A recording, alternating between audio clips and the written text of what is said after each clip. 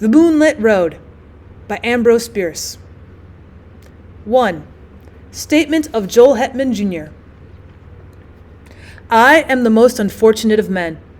Rich, respected, fairly well educated, and of sound health, with many other advantages usually valued by those having them and coveted by those who have them not.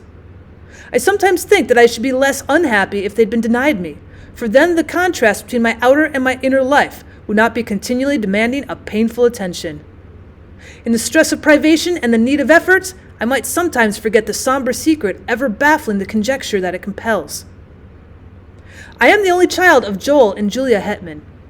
The one was a well-to-do country gentleman, the other a beautiful and accomplished woman to whom he was passionately attached with what I know now to have been a jealous and exacting devotion. The family home was a few miles from Nashville, Tennessee, a large, irregularly built dwelling of no particular order of architecture, a little way off the road, in a park of trees and shrubbery. At the time of which I write, I was 19 years old, a student at Yale. One day I received a telegram from my father of such urgency that in compliance with its unexplained demand, I left at once for home. At the railway station in Nashville, a distant relative awaited me to apprise me of the reason for my recall. My mother had been barbarously murdered. Why and by whom, none could conjecture, but the circumstances were these. My father had gone to Nashville, intending to return the next afternoon. Something prevented his accomplishing the business in hand, so he returned on the same night, arriving just before dawn. In his testimony before the coroner, he explained that having no latchkey and not caring to disturb the sleeping servants, he had, with no clearly defined intention, gone round to the rear of the house. As he turned an angle of the building, he heard a sound as of a door gently closed, and saw in the darkness, indistinctly, the figure of a man, which instantly disappeared among the trees of the lawn. A hasty pursuit and brief search of the grounds in the belief that the trespasser was someone secretly visiting a servant proved fruitless, and he entered at the unlocked door and mounted the stairs to my mother's chamber. Its door was open, and stepping into black darkness, he fell headlong over some heavy object on the floor. I may spare myself the details. It was my poor mother, dead of strangulation by human hands. Nothing had been taken from the house. The servants had heard no sound, and excepting those terrible finger marks upon the dead woman's throat, dear God, that I might forget them, no trace of the assassin was ever found. I gave up my studies and remained with my father, who naturally was greatly changed. Always of a sedate, taciturn disposition, he now fell into so deep a dejection that nothing could hold his attention. Yet anything, a footfall, the sudden closing of a door, aroused him in a fitful interest. One might have called it an apprehension. At any small surprise of the senses, he would start visibly and sometimes turn pale, and then relapse into a melancholy apathy deeper than before. I suppose he was what is called a nervous wreck. As to me, I was younger then than now. There is much in that. Youth is Gilead, in which balm is for every wound.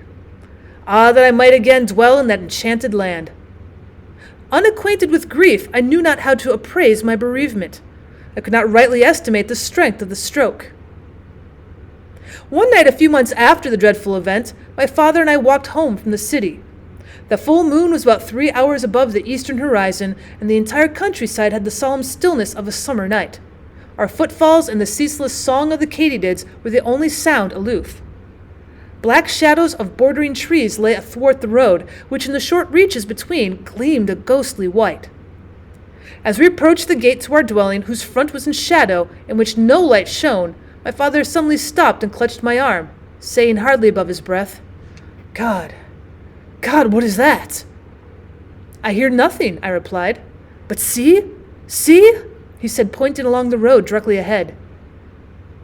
I said, "Nothing is there. Come, father, let us go in. You are ill." He had released my arm and was standing rigid and motionless in the center of the illuminated roadway, staring like one bereft of sense. His face in the moonlight showed a pallor and fixity inexpressibly distressing. I pulled gently at his sleeve, but he had forgotten my existence. Presently he began to retire backward step by step, never for an instant removing his eyes from what he saw, or thought he saw. I turned half round to follow, but stood irresolute. I do not recall any feeling of fear, unless a sudden chill was its physical manifestation. It seemed as if an icy wind touched my face and enfolded my body from head to foot. I could feel the stir of it in my hair. Well, at that moment my attention was drawn to a light that suddenly streamed from an upper window of the house. One of the servants, awakened by what mysterious premonition of evil, who can say, and in obedience to an impulse that she was never able to name, had lit a lamp. When I turned to look at my father, he was gone, and in all the years that have passed, no whisper of his fate has come across the borderland of conjecture from the realm of the unknown. 2. Statement of Casper Gratton. Today I am said to live.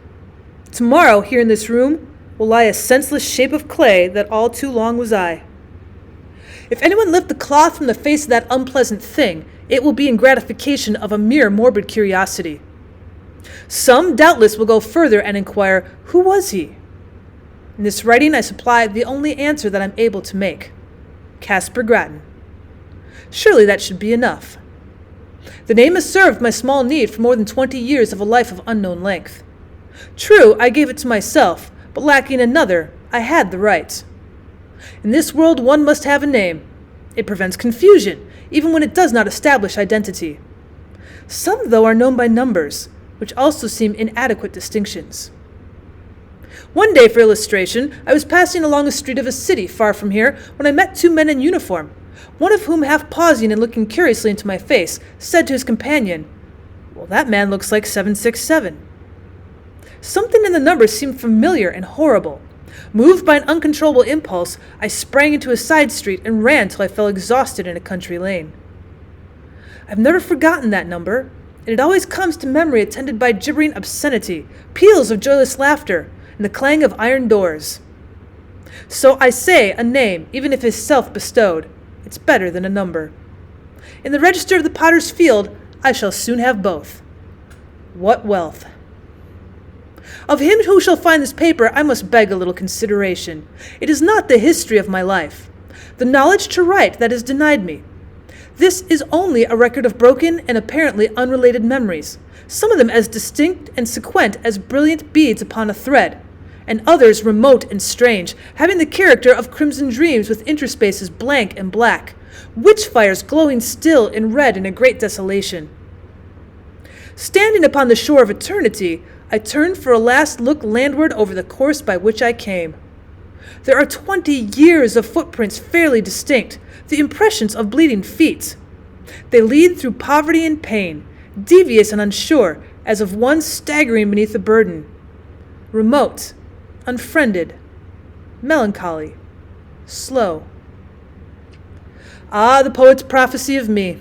How admirable, how dreadfully admirable! Backward beyond the beginning of this Via Dolorosa, the epic of suffering and episodes of sin, I see nothing clearly. It comes out of a cloud. I know that it spans only 20 years, yet I am an old man. One does not remember one's birth. One has to be told. But with me, it was different. Life came to me full-handed and dowered me with all my faculties and powers. Of a previous existence, I know no more than others, for all have stammering intimations that may be memories and may be dreams. I know only that my first consciousness was of maturity in body and mind, a consciousness accepted without surprise or conjecture. I merely found myself walking in a forest, half-clad and footsore, unutterably weary and hungry. Seeing a farmhouse, I approached and asked for food, which was given me by one who inquired my name. I did not know, yet knew that all had names. Greatly embarrassed, I retreated, and night coming on, lay down in the forest and slept. The next day I entered a large town which I shall not name, nor shall I recount further incidents of the life that is now to end, a life of wandering, always and everywhere haunted by an overmastering sense of crime and punishment, of wrong and of terror and punishment of crime. Let me see if I can reduce it to a narrative. I seem once to have lived near a great city, a prosperous planter married to a woman whom I loved and distrusted. We had, it sometimes seems, one child, a youth of brilliant parts and promise. He is at all times a vague figure, never clearly drawn, and frequently altogether out of the picture. One luckless evening, it occurred to me to test my wife's fidelity in a vulgar, commonplace way familiar to everyone who has acquaintance with the literature of fact and fiction. I went to the city, telling my wife that I should be absent until the following afternoon. But I returned before daybreak and went to the rear of the house, proposing to enter by a door which I had secretly so tampered that it would seem to lock, yet not actually fasten. As I approached it, I heard it gently open and close, and saw a man steal away into the darkness. With murder in my heart, I sprang after him, but he had vanished without even the bad luck of identification. Sometimes now I cannot even persuade myself that it was a human being. Crazed with jealousy and rage, blind and bestial with all the elemental passions of insulted manhood, I entered the house and sprang up the stairs to the door of my wife's chamber. It was closed, but having tampered with its lock also, I easily entered, and despite the black darkness, soon stood by the side of her bed. My groping hands told me that although disarranged, it was unoccupied. She is below, I thought, and terrified by my entrance has evaded me in the darkness of the hall. With the purpose of seeking her, I turned to leave the room, but took a wrong direction. But it was the right one. My foot struck her, cowering in a corner of the room. Instantly my hands were at her throat, stifling a shriek. My knees were upon her struggling body, and there in the darkness, without a word of accusation or reproach, I strangled her till she died. There ends the dream. I've related it in the past tense, but the present would be the fitter form, for again and again the somber tragedy reenacts itself in my consciousness. Over and over I lay the plan, I suffer the confirmation, I redress the wrong. Then all is blank, and afterward the rains beat against the grimy window panes, or the snows fall upon my scant attire. The wheels rattle in the squalid streets where my life lies in poverty and mean employment. If there's ever sunshine, I do not recall it. If there are birds, they do not sing. There is another dream, another vision of the night. I stand among the shadows in a moonlit road. I am aware of another presence, but whose I cannot rightly determine. In the shadow of a great dwelling, I catch the gleam of white garments. Then the figure of a woman confronts me in the road. My murdered wife. There is death in the face. There are marks upon the throat.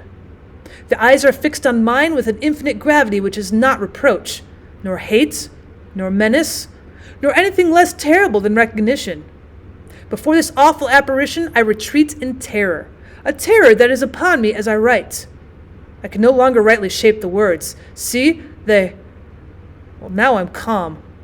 But truly there's no more to tell. The incident ends where it began, in darkness and in doubt. Yes, I'm again in control of myself, the captain of my soul. But that's not respite.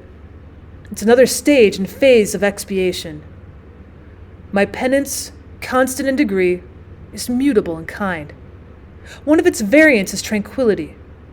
After all, it is only a life sentence. To hell for life. That is a foolish penalty. The culprit chooses the duration of his punishment. Today my term expires. To each and all, the peace that was not mine. 3. Statement of the late Julia Hetman through the medium Bayrolls. I had retired early and fallen almost immediately into a peaceful sleep, from which I awoke with that indefinable sense of peril, which is, I think, a common experience in that other earlier life. Of its unmeaning character, too, I was entirely persuaded, yet that did not banish it. My husband, Joel Hetman, was away from home. The servants slept in another part of the house. But these were familiar conditions. They had never before distressed me. Nevertheless, the strange terror grew so insupportable that, conquering my reluctance to move, I sat up and lit the lamp at my bedside. Contrary to my expectation, this gave me no relief. The light seemed rather an added danger, for I reflected that it would shine out under the door, disclosing my presence to whatever evil thing might lurk outside. You that are still in the flesh, subject to horrors of the imagination, think what a monstrous fear that must be which seeks in darkness security from malevolent existences of the night. That is to spring to close quarters with an unseen enemy, the strategy of despair. Extinguishing the lamp, I pulled the bedclothing about my head and lay trembling and silent, unable to shriek, forgetful to pray. In this pitiable state, I must have lain for what you call hours. But with us there are no hours. There is no time. At last it came. A soft, irregular sound of footfalls on the stairs. They were slow, hesitant, and uncertain, as of something that did not see its way. To my disordered reason, all the more terrifying for that, as the approach of some blind and mindless malevolence to which is no appeal. I even thought that I must have left the hall lamp burning, and the groping of this creature must prove it a monster of the night. Well, this was foolish and inconsistent with my previous dread of the light, but what would you have? Fear has no brains. It is an idiot. The dismal witness that it bears and the cowardly counsel that it whispers are unrelated. We know this well, we who have passed into the realm of terror, who skulk in eternal dusk among the scenes of our former lives, invisible even to ourselves and one another, yet hiding forlorn in lonely places, yearning for speech with our loved ones, yet dumb and as fearful of them as they of us. Sometimes the disability is removed and the law suspended. By the deathless power of love or hate, we break the spell. We're seen by those whom we would warn, console, or punish. What form we see to them to bear we know not. We only know that we terrify even those whom we most wish to comfort, and from whom we most crave tenderness and sympathy. Forgive, I pray you, this inconsequent digression by what was once a woman. You who consult us in this imperfect way, you do not understand. You ask foolish questions about things unknown and things forbidden. Much that we know and could impart in our speech is meaningless in yours. We must communicate with you through a stammering intelligence in that small fraction of our language that you yourselves can speak. You think that we are of another world. But no, we have knowledge of no world but yours, though for us it holds no sunlight, no warmth, no music, no laughter, no song of birds, and nor any companionship. Oh God, what a thing it is to be a ghost, cowering and shivering in an altered world, a prey to apprehension and despair. No, I did not die of fright. The thing turned and went away. I heard it go down the stairs, hurriedly I thought, as if in itself in sudden fear. Then I rose to call for help. Hardly had my shaking hand found the doorknob when, merciful heaven, I heard it returning. Its footfalls as it remounted the stairs were rapid, heavy, and loud. They shook the house. I fled to an angle of the wall and crouched upon the floor. I tried to pray. I tried to call the name of my dear husband. Then I heard the door thrown open. There was an interval of unconsciousness, and when I revived, I felt a strangling clutch upon my throat, felt my arms feebly beating against something that bore me backward, felt my tongue thrusting itself from between my teeth. And then I passed into this life. No, I have no knowledge of what it was. The sum of what we knew at death is the measure of what we know afterward of all that went before. Of this existence we know many things, but no new light falls upon any page of that. In memory is written all of it that we can read. Here are no heights of truth overlooking the confused landscape of that dubitable domain. We still dwell in the valley of the shadow, lurk in its desolate places, peering from brambles and thickets at its mad, malign inhabitants. How should we have new knowledge of that fading past? What I'm about to relate happened on a night. We know when it is night, for when you retire to your houses and we can venture from our places of concealment to move unafraid about our old homes, to looking at the windows, even to enter and gaze upon your faces as you sleep. I'd lingered long near the dwelling which I'd been so cruelly changed to what I am, as we do while any that we love or hate remain. Vainly I'd sought some method of manifestation, some way to make my continued existence and my great love and poignant pity understood by my husband and son. Always if they slept, they would wake. Or if in my desperation I dared approach them when they were awake, and would turn toward me the terrible eyes of the living, frightening me by the glances I sought from the purpose that I held. On this night I'd searched for them without success, fearing to find them. They were nowhere in the house, nor about the moonlit dawn. For although the sun is lost to us forever, the moon, full orbed or slender, remains to us. Sometimes it shines by night, sometimes by day, but always it rises and sets as in that other life. I left the lawn and moved in the white light and silence along the road, aimless and sorrowing. Suddenly I heard the voice of my poor husband in exclamations of astonishment, with that of my son in reassurance and dissuasion. And there by the shadow of a group of trees they stood. Near, so near. Their Their faces were toward me, and the eyes of the elder man fixed upon mine. He saw me. At last, he saw me. In the consciousness of that, my terror fled as a cruel dream. The death spell was broken. Love had conquered law. Mad with exultation, I shouted. I must have shouted, "He sees, he will understand." Then, controlling myself, I moved forward, smiling and consciously beautiful, to offer myself to his arms, to comfort him with endearments, and with my son's hand in mine, to speak words that should restore the broken bonds between the living and the dead. Alas, his face went white with fear. His eyes were those of a hunted animal. He backed away from me as I advanced, and at last turned and fled into the wood, whither it's not given me to know. To my poor boy left doubly desolate, I've never been able to impart a sense of my presence. Soon he, too, must pass to this life invisible and be lost to me forever.